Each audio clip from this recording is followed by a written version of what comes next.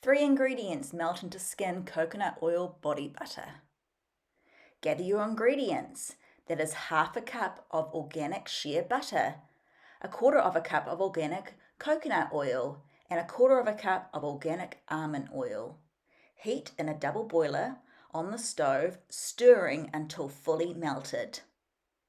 Take off the heat and add optional essential oils. I decided to add lavender oil because I think this is really good for your skin. Put in the fridge for 24 hours.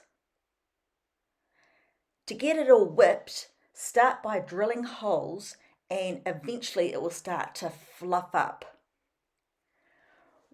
When done, transfer into a jar or a recycled container, and this makes about 300 mils.